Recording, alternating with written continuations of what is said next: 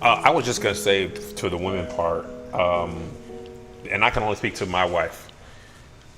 She never weaponized my vulnerability, and I think that you know, I'm not even a tough street dude or anything like that, but I also never wanted to appear weak in front of my wife. Yeah. And that's what my, military brat, it's all orders and, sharp corners and stuff. Like, my dad did not cry.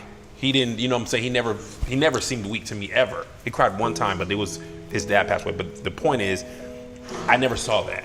So when my wife was like, I remember when I first opened up, I'm just giving you a little piece to see if you gonna in 2 weeks be like, yeah, remember when you was crying? You know what I'm saying? Yeah. That would be crazy. Yeah, but I think that happens. I think that happens in a lot of relationships. It does happen to some men. Yeah, yes. and then you will never ever get the version of him that you could have got. Yeah, and I think my wife, God bless her, she has allowed me, and with each safety, it allowed me to be more vulnerable with her. To now, if she were to ever, to be vulnerable is to leave yourself open to attack.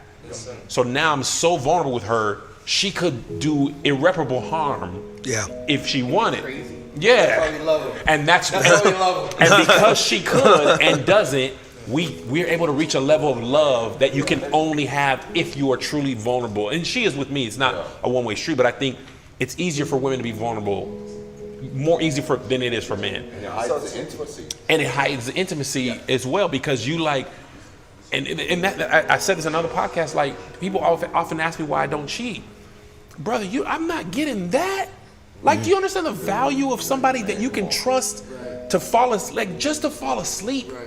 Like sometimes you can't even fall asleep. They try to, they get pictures of you sleep. Like, what kind of peace could if I can't even fall asleep? If my picture is valuable, like, we can't have any trust or relationship if I can't even trust you that I can't fall asleep. That's beautiful. And when I was going through that, when my brother passed, she was with me, like every day, highs, lows. I remember I didn't even know what vulnerability meant. She was like, I want you to be able to share your fears with me. And I remember telling her, how can I share my fears with you if I don't share my fears with myself? Wow. I don't face my fears, so I cannot tell you them, because if I acknowledge them, they're now real. Wow. But she, after 10, 15 years of marriage, you needed that to continue to go.